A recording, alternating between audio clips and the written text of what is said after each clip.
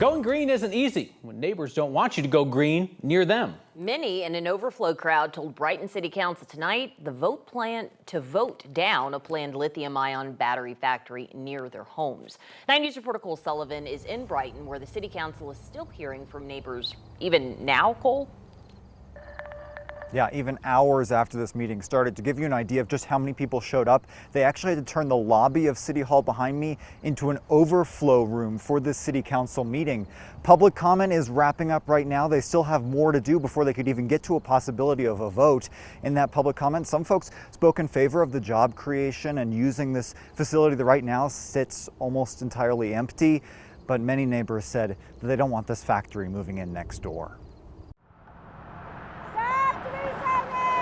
Rallying on the side of the road Say no to Empress! Wasn't how Jessie Williams imagined spending her summer. I have never held signs in the middle of City Hall. I have never done any of this work.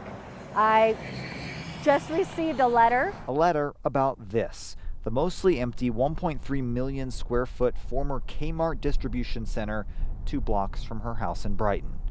A lithium-ion battery factory planned to move in. By all means, come on into Brighton, but coming into the middle of a neighborhood is completely unacceptable.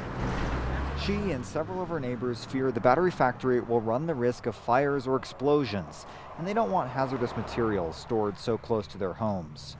It didn't make any sense to me at all, and it still doesn't. The demand for batteries for electric cars and cell phones continues to grow, and the company behind the Brighton plan, Amprius, got federal funding as part of a push to build more batteries in the United States. We're fine with the technology, we're fine with moving forward with going green and doing all initiatives that we need to do.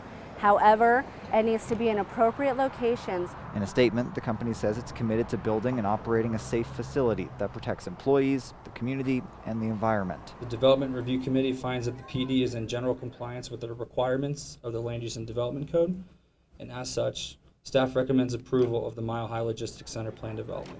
City staff also says it's safe and asked council to approve it, even after an overflow crowd of neighbors asked them not to.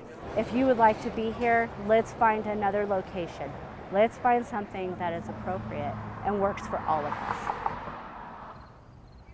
So right now, City Council members are having the opportunity to ask questions after this public comment period. They're asking questions of city staff and some of company representatives here. If they vote to approve this plan, the company says construction could start by the end of the year. As for that neighbor who we spoke to, she says this whole experience has inspired her to get involved more. She's running for City Council this fall. Oh, Alex. Well, here's for civic engagement, that's for sure. I mean, you can understand, right, the concern from neighbors, but it's like that common theme we always hear. Yes, we want this, just not in our neighborhood. Exactly, and there are so many folks here who are getting involved and who say that this has inspired them to do so for exactly that reason. They support this technology, they believe that this technology needs to happen, they're just concerned about it so close to their homes. Okay, cool, thanks.